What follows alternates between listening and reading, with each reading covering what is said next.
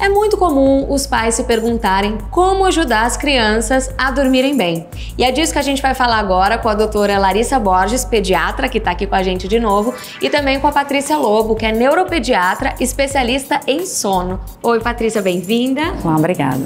Quais são os principais fatores que afetam a qualidade de sono de uma criança? Existem algumas doenças de base, né, que podem influenciar nesse sono. Então, uma criança que tem uma rinite, uma obstrução nasal, não dorme tão bem. Uma criança que tem um refluxo não dorme tão bem. Além da doença, o ambiente, né? Um ambiente muito barulhento, um ambiente com muita iluminação. As telas em si são bastante prejudiciais para o sono.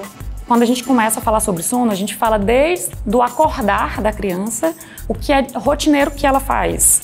Então, a gente geralmente orienta que para ter um sono adequado, precisa fazer uma higiene do sono. O que seria essa higiene? Fazer toda essa rotina do dia e principalmente da tardezinha para o final da noite, adequada, estruturada e principalmente uma coisa até às vezes um pouco repetitiva, para a criança ir começando a prever o que é que vai acontecer para ela já ir se habituando como que ela vai dormir e aceitando isso. E quais são os sinais de que a criança não está dormindo bem?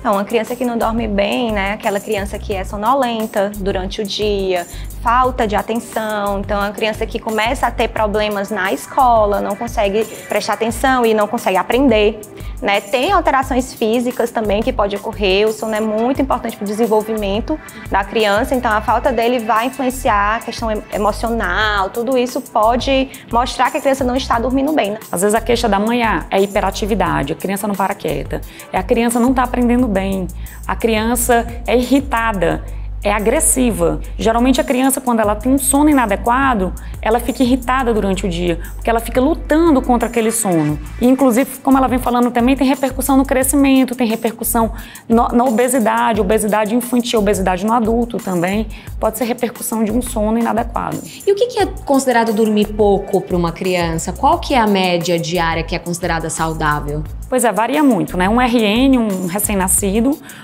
ele pode dormir em torno de 20 horas por dia. E aquele ritmo ultradiano que a gente chama, ele dorme, acorda, porque ele ainda não cicla com claro e escuro. Como um bebezinho já lá para os 4, 6 meses começa realmente a ciclar e começa a virar o ritmo circadiano que a gente fala.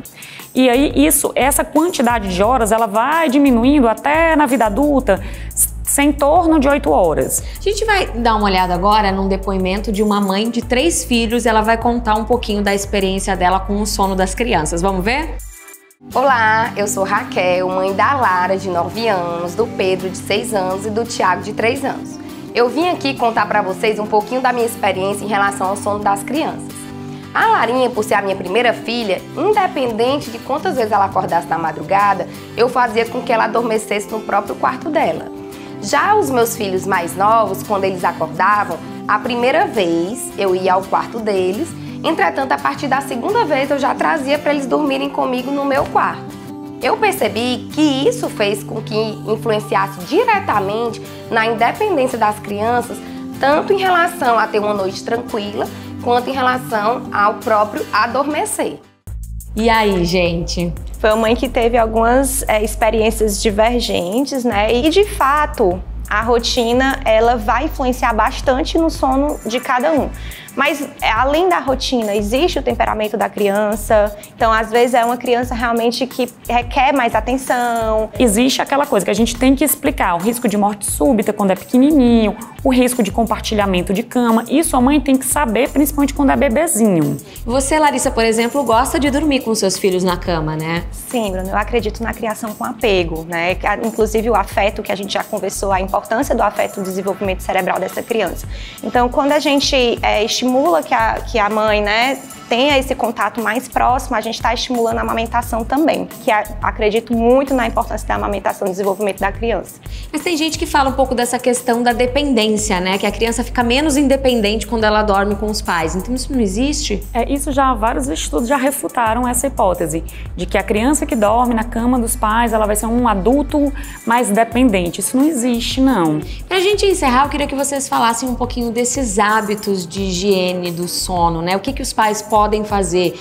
Você tem que cuidar do que a criança come à noite, banho à noite, faz bem, como é que é? eu sempre oriento, né, os meus pacientes a criarem esse ritual. Ele não é uma coisa engessada, um banho morno é relaxante, até o tecido do pijama é modulador para aquela criança entender que está chegando o momento do sono, né? Então, o banho morno, o pijama, a luz baixa, tirar o barulho, né? Não ter telas pelo menos 2 horas antes do momento de dormir. Aí vai ter a rotina da criança, é uma criança que mama ou é uma criança que vai ler um livro com a família, vai depender de cada um, mas isso já, a criança já, naturalmente, é incrível, elas já vão ficando, dando sinais de que vão dormir. E é importante essa repetição, né? Fazer os mesmos passos todos os dias até ela iniciar realmente um sono regular. Ótimo, gente. Adorei o nosso papo, viu? Muito obrigada. E ainda falando sobre qualidade do sono, o Sempre Bem tem mais uma dica pra você. Olha só. Oi, Bruna! A gente sabe que uma das causas que podem prejudicar o sono das crianças é a ansiedade, né?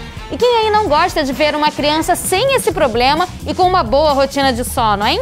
Lactium é uma alternativa segura para os papais e mamães que buscam que seus filhos ou filhas durmam bem e tenham dias mais tranquilos, viu? É isso mesmo, ele é indicado para hiperatividade e insônia. E olha só, não causa sedação, nem letargia, nem desinibição. E ainda melhora a qualidade e eficiência do sono. É uma ação natural e segura no organismo.